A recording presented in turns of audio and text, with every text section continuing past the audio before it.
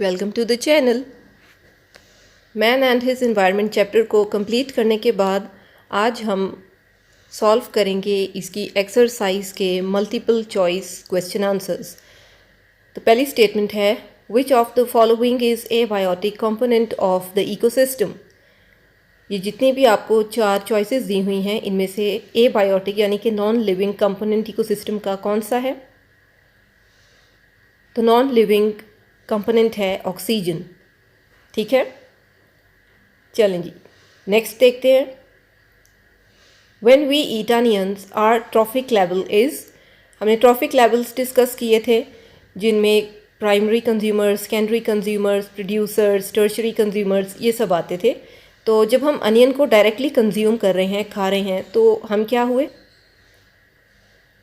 क्योंकि प्लांट है, प्रोड्यूसर है और हम डायरेक्टली प्रोड्यूसर से ले रहे हैं तो हम हुए primary consumer. Identify the correctly matched pair.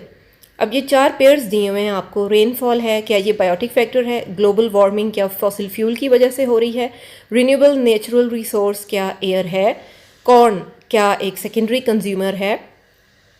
क्या ख्याल है कि इसमें से कौन सी स्टेटमेंट बिल्कुल ठीक तरह से मैच हो रही है, गौर करें। Okay, well the answer is C, the renewable natural resource. Air जो है ये एक रिन्यूएबल नेचुरल रिसोर्स है, यानी हम जितनी यूज़ कर रहे हैं उतनी ही ये बन भी रही है, ख़त्म नहीं हो रही।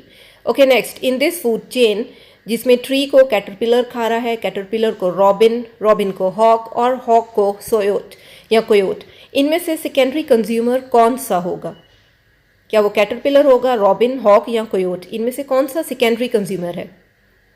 देखिए, प्राइमरी कंज्यूमर तो वो है जो प्रोड्यूसर से डायरेक्ट फूड ले रहा है, और सेकेंडरी कंज्यूमर कौन है, जो कि प्राइमरी कंज्यूमर को खा रहा है। तो कैटरपिलर तो प्राइमरी कंज्यूमर हुआ और रॉबिन हुआ सेकेंडरी कंज्यूमर। ठीक है, so what is going to be your answer, it is B robin. Robin जो है यहाँ पे सेकेंडरी कंज्यूमर है। Well, in the ecosystem, the flow of dash is one way, while dash is or are constantly recycled. क्या चीज़ unidirectional है और क्या चीज़ जो है वो इसमें कॉन्स्टेंटली रिसाइकल हो रही है। यूनिडायरेक्शनल मीन्स कि एक ही डायरेक्शन में आगे की तरफ ही जा रही है, पीछे की तरफ नहीं आ रही। तो ये हमने जो है वो स्टडी किया हुआ है, इस पर मेरी वीडियोज़ भी मौजूद है, आप चाहे तो जाके चेकआउट कर सकते हैं। वेल, इसका आंसर आएगा कि एनर्जी जो है वो वन वे है और मिनरल्स जो हैं वो मुसलसल रिसाइकल होते रहते हैं। So the answer will be B, in ecosystem flow of energy is one way while the minerals are constantly recycled. Next, in the food chain, grass to rabbit to fox to bear and to mushroom, how many types of decomposers are present.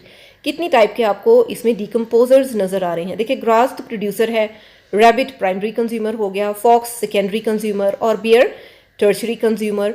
तो इन सब के ख़त्म हो जाने के बाद इन सबको decompose कौन करेगा, रह गया पीछे मशरूम। तो सिर्फ जो है मशरूम ही यहाँ पर डिकम्पोजर मौजूद है। So your answer will be A1, सिर्फ एक डिकम्पोजर है which is mushroom. Next, organisms that are responsible for the recycling of plant and animal wastes are. कौन से ऑर्गेनिजम्स हैं जो कि प्लांट और एनिमल के फुजला यानी कि वेस्ट्स को जो है वो रिसाइकल कर लेते हैं या डिकम्पोज कर लेते हैं। तो रिसाइकल करना यानी कि डिकम्पोज करना, और डिकम्पोज ऑब्वियस है कौन करेगा, decomposers. So the answer is C, decomposers. Now, which form of nitrogen is taken by the producers of the ecosystem.